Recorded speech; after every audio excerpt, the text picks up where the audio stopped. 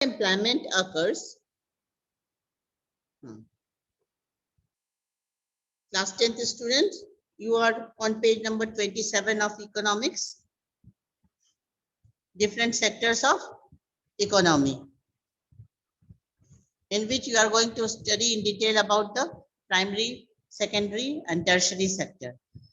So this is the lesson based on sectors of Indian economy. And you have completed till page number 26.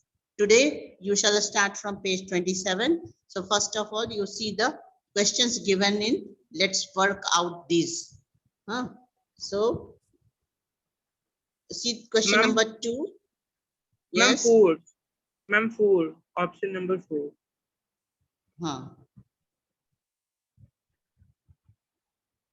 Okay. अब आगे यहाँ से देखो कि choose the correct answer. Underemployment occurs.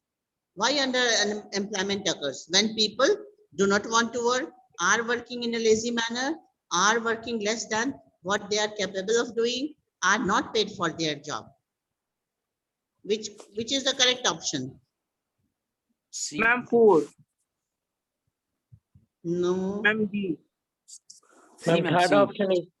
Third is the right option. Are working less than what they are capable of doing. This is known as underemployment. Underemployment का एक example देखे थे ना अभी पिछले पेज में कि suppose a work requires only 5 persons, but there are 8 persons in the family and all the 8 are doing the same job. That means 3 people are extra.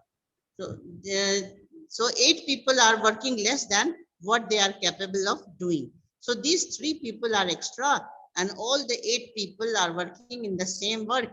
So this is the example of underemployment, because the productivity will be same if 5% works. If 5 persons work, the productivity is same. है ना, production पे कोई effect नहीं पड़ेगा क्योंकि वो ऐसा काम है जिसको 5 पर्सन मिलके करे तो काफी है, लेकिन वहां 8 लोग लगे हुए हैं, तो ये क्या हो गया, अंडर एम्प्लॉयमेंट का एग्जाम्पल हो गया, जिसमें 3 एक्स्ट्रा लोग लगे हुए हैं। देखने में तो दिखेगा कि ये सब लोग काम कर रहे हैं, लेकिन 3 एक्स्ट्रा है जिसकी कोई जरूरत नहीं है। 5 से भी उतना ही रिजल्ट आएगा जितना से 8 से आ रहा है रिजल्ट, ठीक है ना। तो इसी को कहते हैं under employment. Compare and contrast the changes in India with the pattern that was observed for developed countries. What kind of changes between sectors are desired but did not happen in India? Ma'am, I can. हाँ, reading बोलो. In case of developed country, the evolution of the economic happened on the most logical pattern.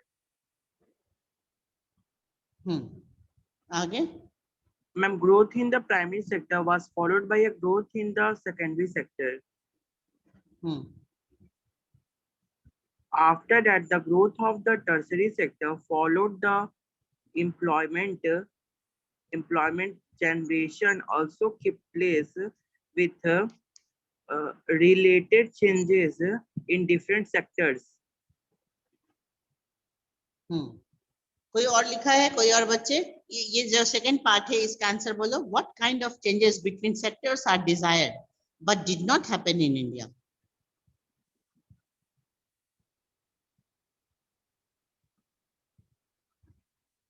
Ma'am, I have written. Ma'am, yes. The case of India.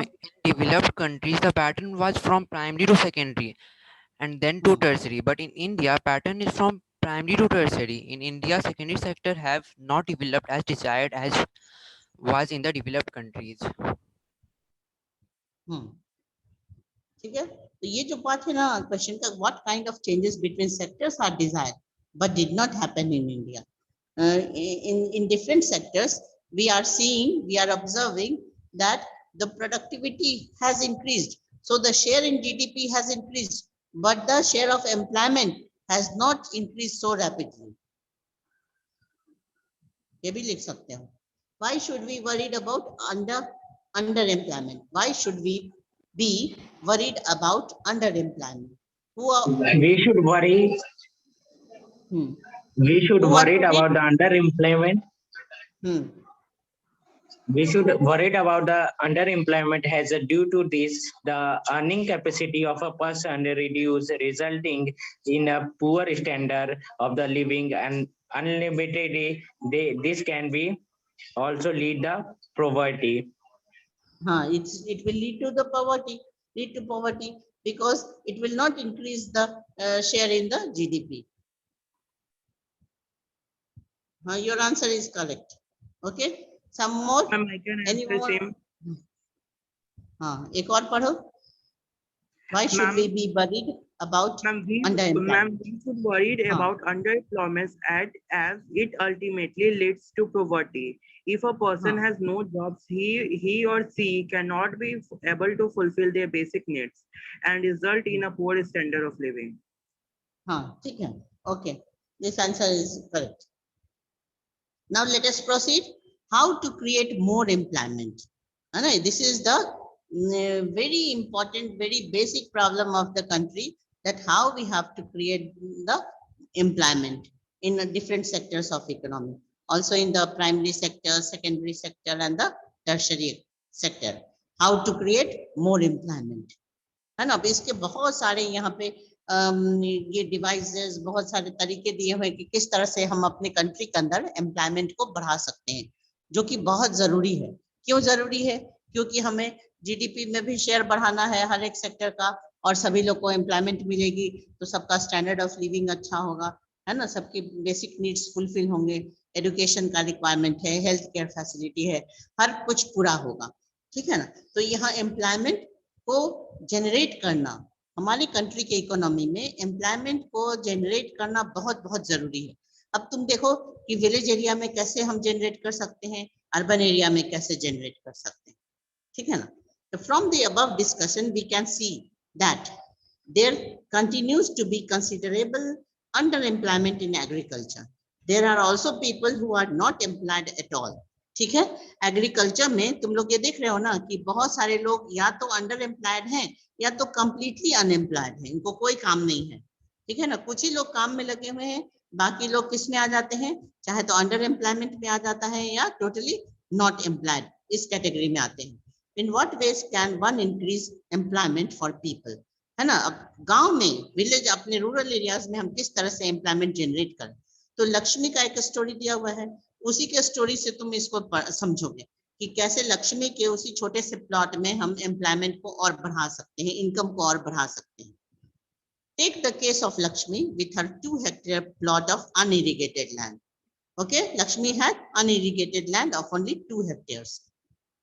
The government can spend some money or bank can provide a loan to construct a well for her family to irrigate the land.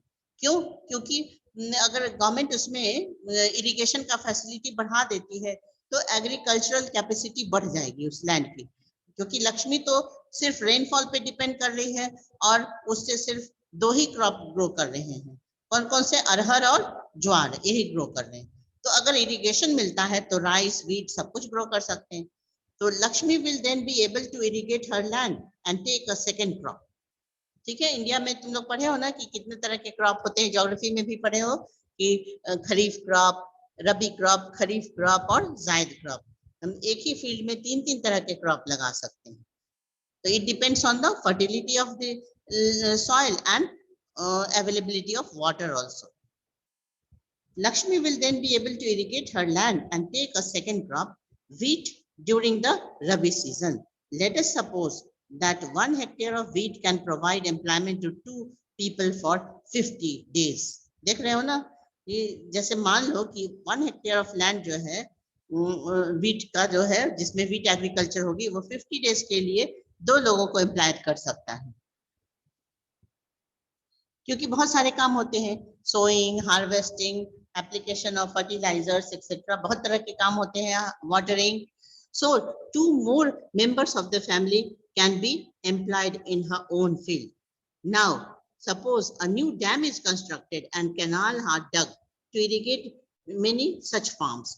This could lead to a lot of employment generation within the agricultural sector itself, reducing the problem of underemployment. तो India में अगर हम canal irrigation बढ़ा दें, ठीक है, canal irrigation, dams का construction हो जाए रिवर के ऊपर और बहुत सारे नेटवर्क ऑफ कैनाल बना लें, तो एग्रीकल्चरल सेक्टर में ही इतना ज्यादा एम्प्लॉयमेंट बढ़ जाएगा कि लोगों को फिर कहीं गांव छोड़ के कहीं दूसरे जगह जाने की जरूरत नहीं पड़ेगी। ठीक है ना। अभी क्या है कि इरिगेशन फैसिलिटी हर जगह नहीं है, तो एग्रीकल्चर सेक्टर में उतना जॉब अपॉर्चुनिटी नहीं है। इसी वजह से लोग चाहे तो अंडर एम्प्लॉयड हैं या कुछ लोग टोटली अनएम्प्लॉयड हैं। तो it depends on the making the soil a rich resource by providing irrigation, and there is a big role of government in this, because construction of dam and canals are not a private job. It can be done by the government. Okay. लेकिन जो bank है, rural bank है या local जो financial organisation जो cooperative ये सब है, उसके थ्रू कम से कम वेल तो बना ही सकते हैं, है ना। वेल इरिगेशन तो प्रोवाइड कर ही सकते हैं स्मॉल स्केल पे, तो उससे भी थोड़ा सा एम्प्लॉयमेंट बढ़ जाएगा। और अगर कैनाल इरिगेशन बढ़ाते हैं तो इंडिया में सारे रूरल एरियाज में बहुत सारा एम्प्लॉयमेंट जनरेट हो जाएगा। तो पहला पॉइंट तुमको क्या मिल गया कि बाय इरिगेटिंग द फार्मलैंड। ठीक है, इस पैराग्राफ का जिस्ट क्या हुआ, employment can be generated by irrigating farmlands. Second paragraph में आ जाओ सब लोगों, यहाँ page number 28 second first column का सेकेंड पैराग्राफ देखो। Now suppose Lakshmi and other farmers produce much more than before. They would not need to sell some of this. They will also need to sell some of this. अगर farmer ज्यादा production करने लग रहा है तो उसके consumption से ज्यादा बचेगा ही, और जो बचेगा उसको वो मार्केट में सेल करेगा, तो उसके लिए फिर ट्रांसपोर्ट की फैसिलिटी चाहिए। For this, they may be required to transport their products to a nearby town.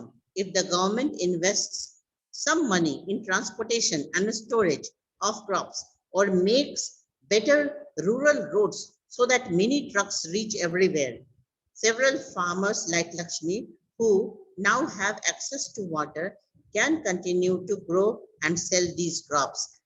This activity can provide productive employment to not just farmers but also others such as those in services like transport or trade. इसका मतलब क्या समझे तुम इस paragraph का, कि अगर लक्ष्मी के उसी 2 हेक्टेयर लैंड के ऊपर बहुत ज्यादा अगर कल्टीवेशन हो रहा है इरिगेशन फैसिलिटी बढ़ाने से, तो प्रोडक्शन क्या होगा, उसके कंजम्पशन से सरप्लस होगा, तो वो अपने कंजम्पशन भर रख के बाकी क्या करेंगी कि वो नियर बाय मार्केट में सेल करना चाहेगी। और सेल करने से क्या फायदा होगा, उनको एक्स्ट्रा मनी अर्निंग होगी।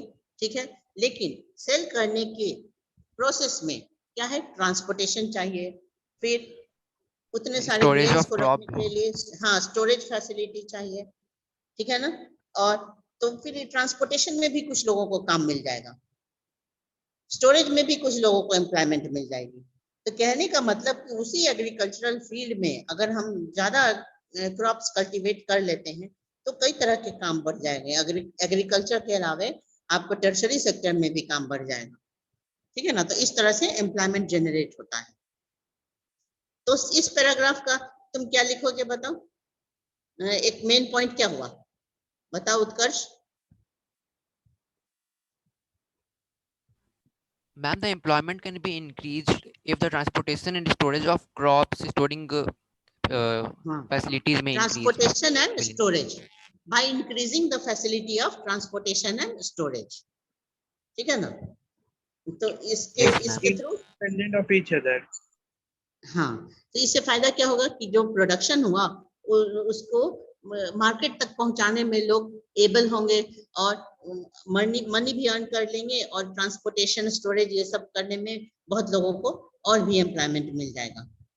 तो इसके लिए रोड चाहिए गवर्नमेंट की तरफ से, इसमें भी सपोर्ट चाहिए ताकि अच्छे रोड बन जाए, ये रिमोट विलेजेस भी एकदम वेल कनेक्टेड हो। नेक्स्ट पैराग्राफ देखो, Lakshmi needs is not confined to water alone to cultivate the land. She also needs seeds, fertilizers, agricultural equipments, and pump set to draw water. Being a poor farmer, she cannot afford many of these, so she will have to borrow money from moneylender and pay a high rate of interest. If the local bank gives her credit at a reasonable rate of interest, she will be able to buy all these in time and cultivate her land. This means that along with water, we also need to provide cheap agricultural credit to the farmers for farming to improve.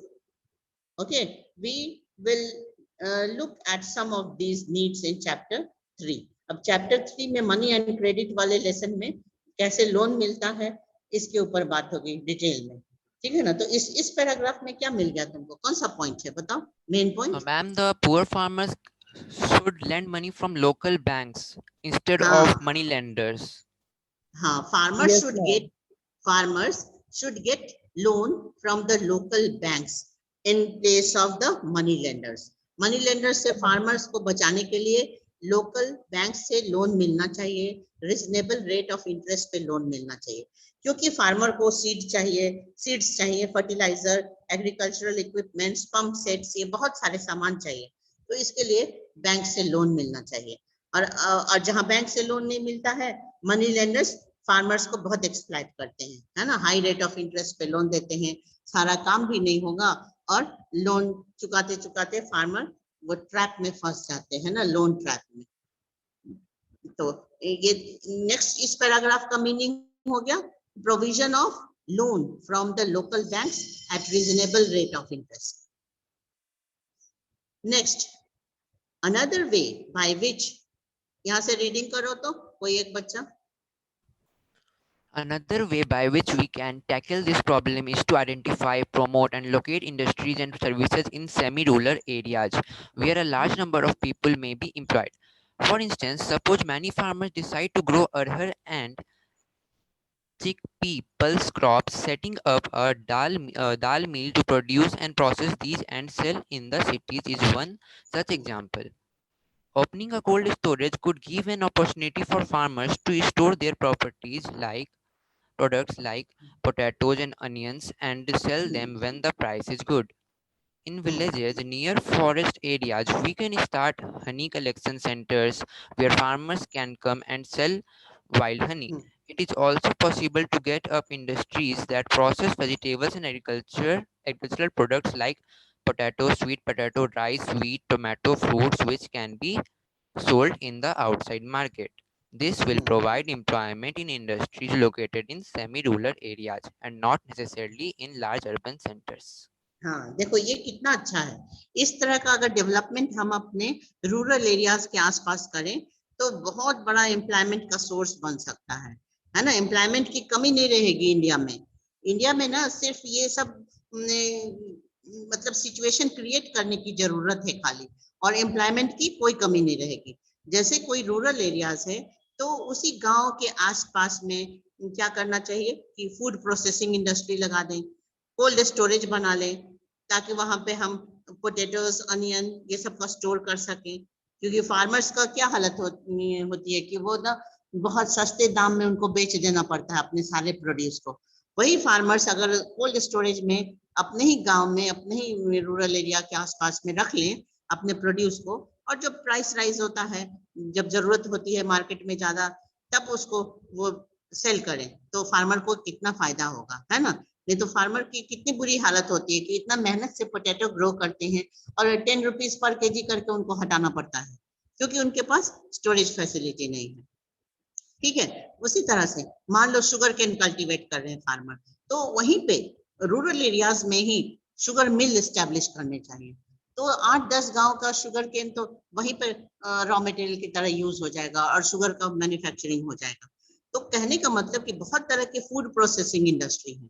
Agriculture जो है ना, agriculture में जितने जो product हो रहे हैं वो सब फूड प्रोसेसिंग इंडस्ट्री के लिए रॉ मटेरियल है कि नहीं। अब जैसे मान लो दाल है, वैरायटी ऑफ पल्सेस हैं जो, तो उससे तुम बहुत सारे ये सब बनाते हैं, नमकीन ये सब वैरायटी की चीज बनाते हैं, टोमेटो है तो केचप बना लेते हैं, है ना, बहुत सारे।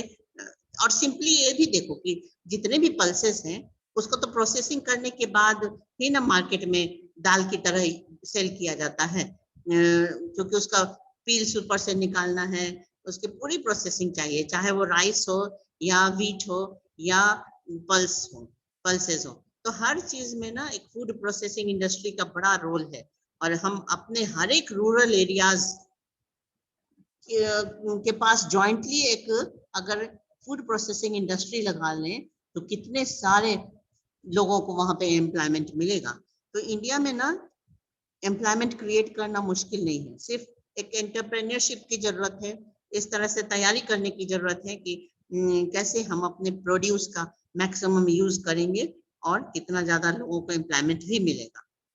ठीक है ना। तुम यहाँ बहुत सारे एग्जांपल देखे ना कि कोल्ड स्टोरेज फैसिलिटी होना चाहिए, फूड प्रोसेसिंग इंडस्ट्री होनी चाहिए। तो वैसे ही एक शुगर केन का भी एग्जांपल ऐड कर लो कि जितने विलेज में 10-12 विलेज में शुगर केन प्रोड्यूस हो रहा है, उसके पास में एक जॉइंटली शुगर मिल बैठा लें। तो ये सब क्या है कि rural raw material based industry है ये सब।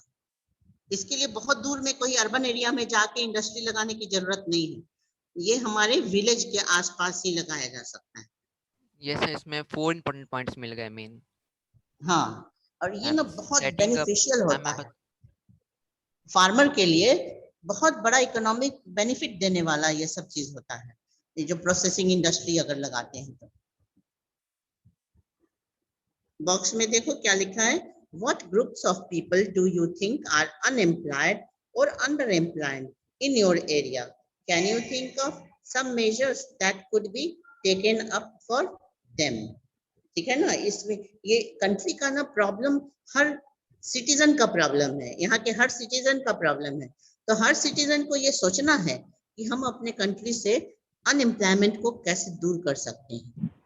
Ma'am, हाँ, ma'am, I write the points. of which question? This? Yes, ma'am.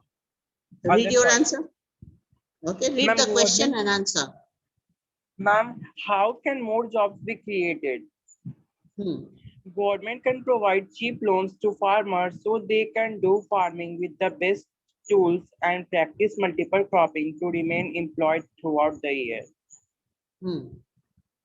Or? Government can invest money in transportation and construct new roads. Yes. Ma'am, third point, government can locate industry near semi-rural areas where a large number of people may be employed. Ma'am, fourth, 20 lakhs jobs can be created in education sector. Ma'am, government can provide a cheap loan to the Ma'am, farmer. 35 plus lakhs. ये loan वाला point बहुत important है, ये जरूर लिखो। Ma'am, तो ये सारे 35 पैराग्राफ में ना सुनो, ये सारे पैराग्राफ में यही सब बातें लिखी हुई है जिसको तुम सेंटेंस में लिख लोगे। ठीक है ना, इतना पूरा पैराग्राफ नहीं लिखना है, उसका एक जो मेन पॉइंट है वो सेंटेंस में लिख लोगे। ठीक है, तुम्हारा आंसर। हरे राम, वो लोन वाला पॉइंट भी लिख लेना। Okay ma'am. हाँ, अब आगे देखो। Do you know that in India about 60% of the population belongs to the age group of 5 to 29 years. Out of this, only about 52% are attending educational institutions. The rest are not. They may be at home or many of them may be working as child laborers. ठीक है ना, जो age group है education attain करने का, है ना, education लेने का जो एज ग्रुप है उसमें 52% are only attending educational institution. तो 5 to 29 ईयर एज में से जितने लोग हैं उसमें से 52% ही एजुकेशन अवेल कर रहे हैं और बाकी लोग नहीं जाते हैं स्कूल, चाहे तो वो चाइल्ड लेबर है या वो क्या है, ड्रॉप आउट है, मतलब बीच में से ही निकल जाते हैं स्कूल छोड़ के। If these children are to attend schools, we will require more buildings, more teachers and other staff. A study conducted by the erstwhile Planning Commission estimates that nearly 20 lakh jobs can be created in the education sector alone. Similarly, if we are to improve the health situation, we need more doctors, nurses, health workers, etc. to work in rural areas. These are some way by which job would be created and we would also be able to address the important aspects of development talked about in chapter 1. ठीक है ना। अब देखो फिर क्या क्या लिखा हुआ है कि अगर ये प्लानिंग कमीशन का एस्टिमेट है कि हम कितना और जॉब क्रिएट कर सकते हैं।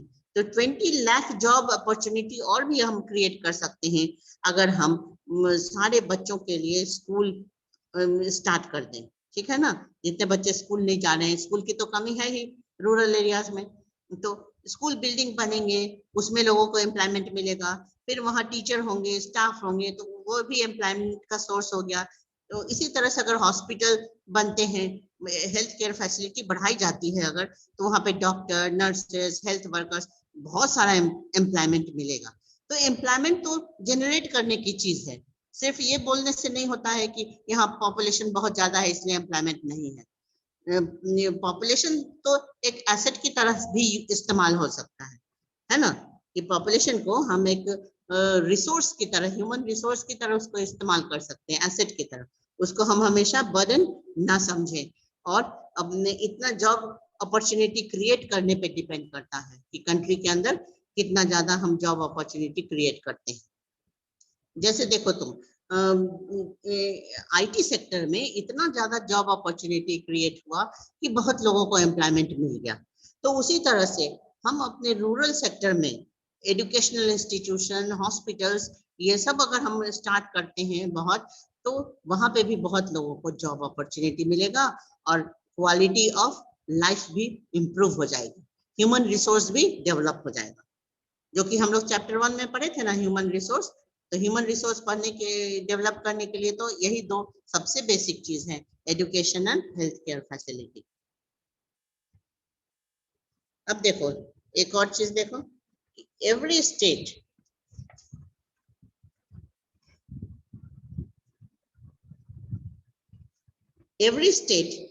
or region has potential for increasing the income and employment for people in that area, है ना। हर एरिया का ना एक स्टडी होना चाहिए कि इस एरिया में, इस रीजन में हम किस तरह से एम्प्लॉयमेंट को बढ़ा सकते हैं।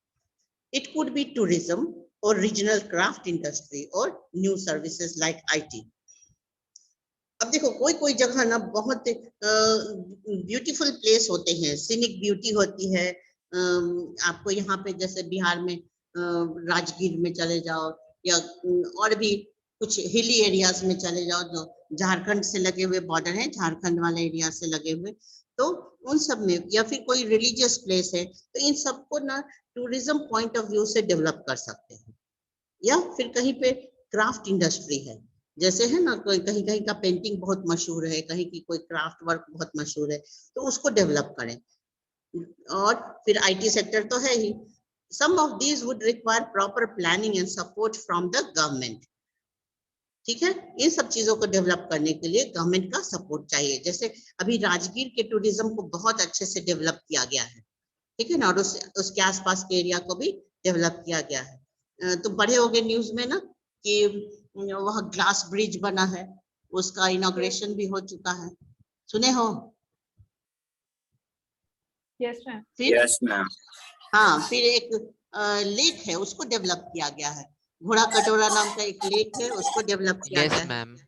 हाँ, तो Right. ऐसे करके ना बिहार के अंदर ही बहुत सारी जगह है जिसको हम टूरिज्म पॉइंट ऑफ व्यू से डेवलप करेंगे, तो वहाँ पे ना एक सोर्स ऑफ इनकम बढ़ जाएगा, बहुत लोगों को एम्प्लॉयमेंट भी मिल जाएगी, और लोग वहाँ घूमने के लिए जाएंगे, वहाँ होटल इंडस्ट्री चलेगी, और इस तरह से लोगों का एम्प्लॉयमेंट बढ़ेगा, इनकम बढ़ेगा। तो वो सब डिपेंड करता है कि हम किस तरह से सारी चीजों को ऑर्गेनाइज करके कितना एंटरप्रेन्योरशिप लगाते हैं, जिसमें कि हम किसी भी चीज, कोई भी तरह की इंडस्ट्री को डेवलप कर सके और एम्प्लॉयमेंट जनरेट कर सके। तो इसमें गवर्नमेंट का हेल्प चाहिए। बहुत सारे काम तो ऐसे ही हैं, ऐसे भी हैं जिसमें सिर्फ एनजीओ आगे बढ़ के अपना इम्प्रूवमेंट कर लेते हैं। For example, the same study by the Planning Commission says that if tourism as a sector is improved, every year we can give additional employment to more than 35 lakh people. ठीक है ना, अगर हम tourism को develop करते हैं तो every year हम कितना एम्प्लॉयमेंट क्रिएट करते हैं? 35 लाख 35 पीपल lakh. के लिए हाँ एम्प्लॉयमेंट क्रिएट करते हैं।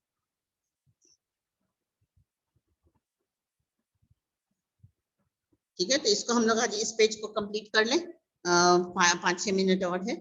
We must realize that some of the suggestions discussed above would take a long time to implement. ठीक है, ये सारी चीजों में टाइम लगेगा, लेकिन ये इम्पॉसिबल नहीं है, इसको कर सकते हैं. For the short term we need some quick measures. Recognizing this, the central government in India made a law implementing right to work in about 625 districts of India. ठीक है, तो कुछ शॉर्ट टर्म प्लानिंग चाहिए जिसका तुरंत result मिल जाए लोगों को. तो उसके लिए क्या किया है गवर्नमेंट ने कि राइट टू वर्क के तहत 625 डिस्ट्रिक्ट्स में एक प्रोग्राम लागू किया गया है जिसको कहते हैं Mahatma Gandhi national rural employment guarantee act 2005. ठीक है ना, शॉर्ट में क्या कहते हैं, मनरेगा। महात्मा MGNREGA, मनरेगा कहते हैं इसको शॉर्ट में. Mahatma Gandhi national rural employment guarantee act 2005 में यह लागू हुआ. और कितने, इंडिया के कितने डिस्ट्रिक्ट्स में बताओ? 625 डिस्ट्रिक्ट्स में. 200 districts. तो under MNREGA 2005 all those who are able to and are in need of work are guaranteed 100 days of employment in a year by government. ठीक है ना, जो लोग काम करने के लिए विलिंग हैं, जो उनको काम की जरूरत है, उसको गवर्नमेंट क्या करती है, 100 डेज का एम्प्लॉयमेंट दे रही है ना. वहीं पे लोकल काम देती है, जैसे कि रोड में काम करना हो, ब्रिज बनाने में काम करना, इस तरह के काम मिलते हैं. If the government fails in its duty to provide employment, it will give employment allowance. ठीक है, अगर गवर्नमेंट काम नहीं दे पाती है इस प्लान के तहत, तो उसकी जगह पे पैसे दे देगी, मतलब अलाउंस दे देगी to the people. The type of work that would in future help to increase the production from land will be given preference under the act. ठीक है, तो लैंड से प्रोडक्शन को बढ़ाने के लिए और इस तरह के काम स्टार्ट किए जाते हैं. इसको एक बार और पढ़ो तो, रीडिंग करो तो. We must realise that some of the, यहाँ से रीडिंग करो. We must realize that some of the suggestions discussed above would take a long time to implement. For the short term, we need some quick measures. Recognizing this, the central government in India made a law implementing the right to vote, a right to work in about 625 districts of India. It is called Mahatma Gandhi National Rural Employment Guarantee Act 2005, Manrega 2005. Under Manrega 2005, all those who are able to and are in need of work in rural areas are guaranteed 100 days of employment in a year by the government. If the government fails in its duty to provide employment, it will give unemployment allowance to the people. The types of work that would in future help to increase the production from land will be given preference under the act. ठीक है, तो यही हो गया तुम्हारा right to work. Right to work के अंदर ये आता है MNREGA.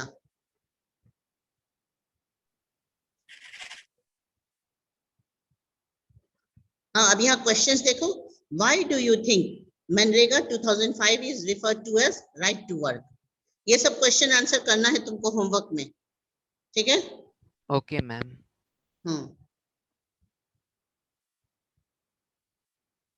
Manrega is referred to as right to work because people require employment and earning, and under this requirement, government is providing the employment opportunity through Mahatma Gandhi National Rural Employment Guarantee Act 2005. ठीक है ना, employment की जरूरत है इसके लिए. तो और दूसरा क्वेश्चन देखो, second question. Imagine that you are the village head. In that capacity, suggest some activities that you think should be taken up under this act that would also increase the income of the people. Discuss. अब तुम कुछ सोच के बताओ कि मान लो तुम village head हो, है ना, तो तुम किस तरह के काम क्रिएट कर सकते हो गांव के अंदर कि लोगों को इतना 100 डेज का वर्क मिल जाए और उन लोगों को इकोनॉमिक बेनिफिट मिले.